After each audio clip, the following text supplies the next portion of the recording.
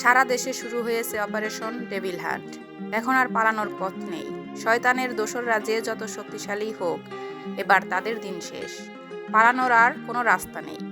বছরের পর বছর ধরে ছায়ার আড়ালে লুকিয়ে থাকা দানবেরা যারা এই বিচারের পথ রুদ্ধ করে রেখেছিল, তাদের শিকারের সময় এসেছে।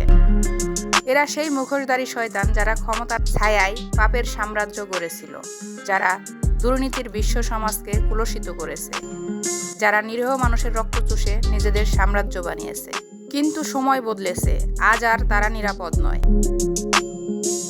স্বরাষ্ট্র মন্ত্রণালয় জানিয়েছে, পতিত আওয়ামী লীগের সন্ত্রাসীরা দেশের আইন শৃঙ্খলা পরিস্থিতি যেন নষ্ট করতে না পারে, সেই জন্য এই অপারেশন পরিচালনা করা হচ্ছে। স্বরাষ্ট্র মন্ত্রণালয়ের সূত্রে আরও জানা যায়, পতিত আওয়ামী লীগ সরকারের সন্ত্রাসীরা দেশকে অকার্য করার উদ্দেশ্যে আইন শৃঙ্খলা পরিস্থিতি নষ্ট করতে বিভিন্ন ষড়যন্ত্রমূলক কার্যক্রমে যুক্ত হয়েছে। তাই দেশের মানুষকে এবং বাংলাদেশকে নিরাপত্তা দিতে এই অভিযান কার্যক্রম শুরু হয়েছে। এরই ধারাবাহিকতায় 8ই ফেব্রুয়ারি এই অপারেশন ডেভিল হান্ট নামক বিশেষ অভিযান শুরু হয়। দেশের সর্বাধিক নিরাপত্তার জন্য অন্তর্বর্তী সরকার সব ধরনের ব্যবস্থা গ্রহণ করবে। সেনাবাহিনী, র্যাব, পুলিশ, বিজিবি এবং ডিবির সমন্বয়ে পরিচালিত হচ্ছে এই অভিযান। দেশের প্রতিটি প্রান্তে অপরাধের গুহা খুঁজে বের করা হচ্ছে। ইতিমধ্যে 1300 এর বেশি সন্ত্রাসী গ্রেফতার হয়েছে।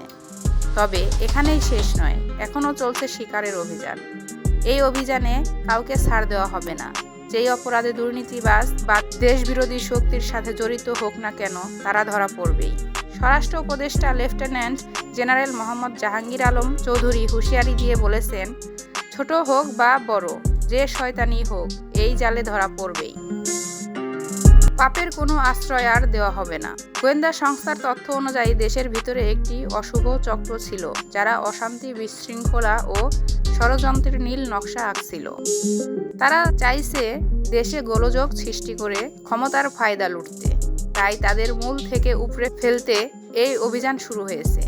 নির্দোষ মানুষকে হয়রানি করা হবে না। স্বরাষ্ট্র উপদেষ্টা আশ্বস্ত করে বলেছেন, যারা অপরাধী নয় তারা কোনো ভয়ে থাকবেন না, কিন্তু যারা পাপের পথ বেছে নিয়েছে তাদের জন্য কোনো ক্ষমা নেই।